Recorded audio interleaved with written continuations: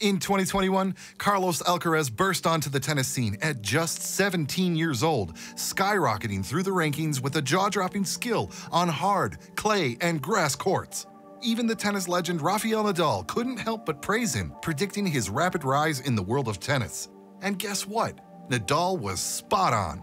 At 17, Alcaraz wasn't just good, he was scary good. He's new, and all the new things are much more interesting than... In 2021, when Carlos Alcaraz was just 17 years old, he achieved some incredible things in tennis. He started the year ranked 141st, but worked his way up to finish at number 32. Along the way, he won his first ATP title, triumphed at the Next Gen ATP Finals, made his first appearance in a Grand Slam main draw, and even reached a Grand Slam quarterfinal for the first time. This early success is the reason why he has many sports and luxury endorsements today. But how do you think the year started for him? Thanks to top-notch professional tennis coaching, Carlos Alcaraz took the 2021 Australian Open by storm, qualifying for the main draw and becoming the youngest player to do so in men's singles. His debut was nothing short of sensational as he blitzed through his first-round match against Botic van der Zandschulp, dominating with scores of 6-1, 6-4, 6-4. Game. 10 minutes. Although he bowed out in the second round, his performance was a breakthrough, catapulting him up 350 spots in the rankings from the previous year. After their match in the second round, Swedish player Mikael Ymer said, "He's like a young Rafael Nadal. He has a bright future ahead of him." Even after his first achievement at a Grand Slam, Alcaraz remained focused on learning from the experience and improving his game for future tournaments.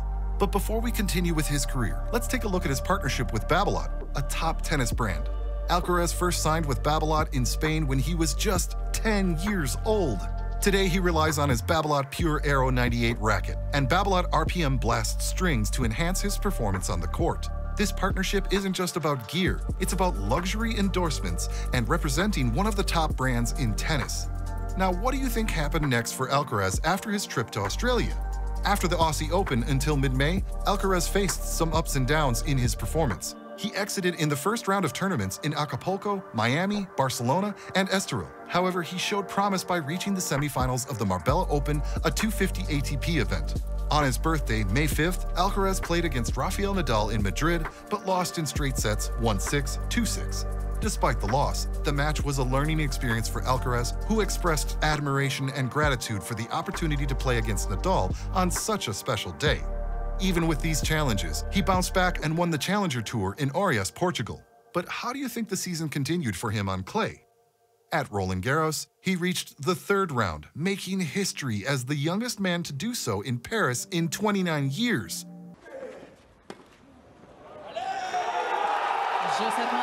Alcaraz demonstrated proficiency in his return game, managing to break his opponent's serve multiple times throughout the tournament. He played long matches, showing his physical stamina and mental toughness. His solid victories and adaptability on clay showed his strong play.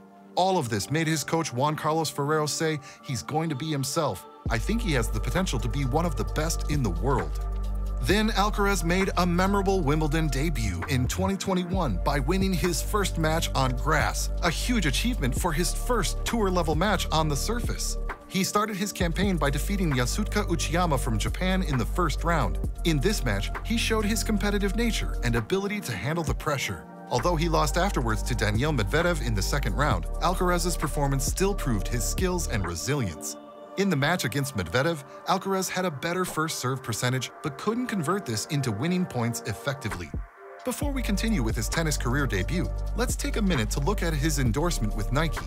Since 2015, global giant Nike has had Alcaraz as a brand ambassador, solidifying their partnership with a $5 million contract running until 2025. This deal not only shows the company's belief in Alcaraz's talent, but also positions him as a leading figure in tennis apparel and endorsements in the years to come.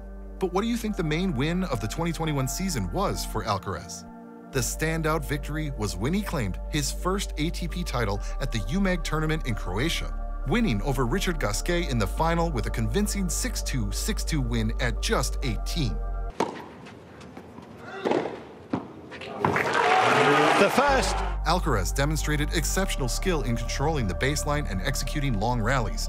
taking full advantage of Gasquet's fatigue from a tough semifinal match. Alcaraz demonstrated excellent form by winning 78% of his first serve points and 58% of his second serve points. He managed to save all 3 break points he faced, showing his ability to perform under pressure.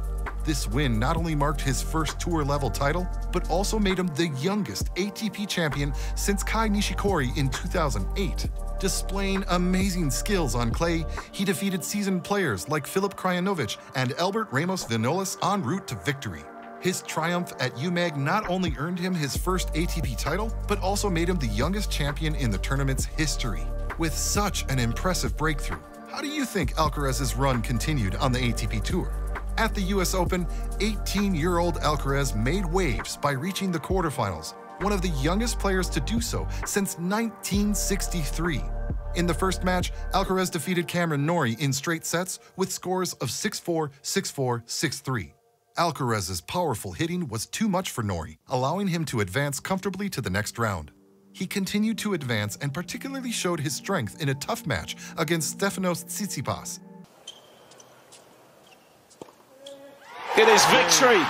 But then he had to stop due to a leg injury when playing against Felix Auger-Aliassime in the quarterfinal.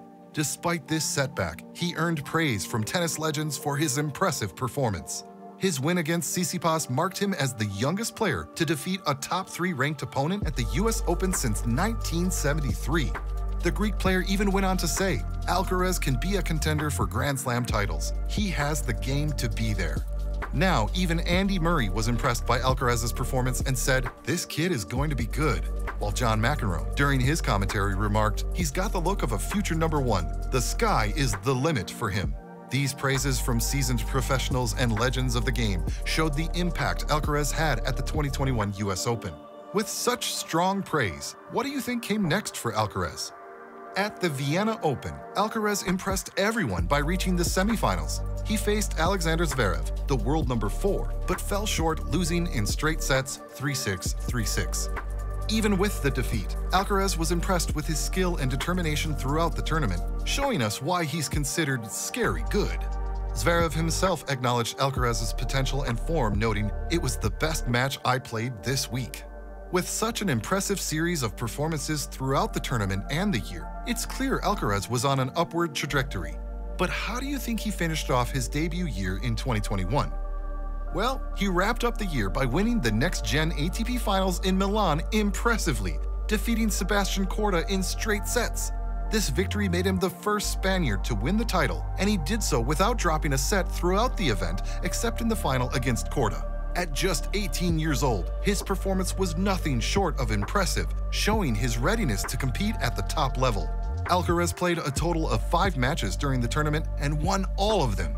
Reflecting on his year, Alcaraz said, "It's been a really good season for me. I am really happy about the moments I have lived. Beating Stefanos at the US Open, reaching the quarterfinals at a Grand Slam, and winning my first ATP title, these moments have taught me a lot. Especially my matches in Madrid against Rafael Nadal and Acapulco against Alexander Zverev." His coach, Juan Carlos Ferrero, also said, "We have to let him grow up, stay calm, and work hard." It was clear that Alcaraz was on a fast track to the top, impressing everyone with his maturity and skill at such a young age. So, 2021 was a blockbuster year for Alcaraz, exploding from the 141st to 32nd rank. He not only clinched his first ATP title at UMAG, but also conquered the next-gen ATP Finals in Milan, proving he's a powerhouse among rising stars. The highlight? His electrifying run to the US Open quarterfinals, featuring a stunning 5th-set tiebreak victory over Stefanos Tsitsipas. Demonstrating versatility across various surfaces, Alcaraz reached the semifinals in 3 different tournaments, marking himself as a formidable force in the tennis world. Alcaraz's remarkable year was not just about his wins, but also about his growth and maturity as a player. With his strong mental game and no significant weaknesses, his potential seems boundless. Tell me, what do you think the future holds for this young star?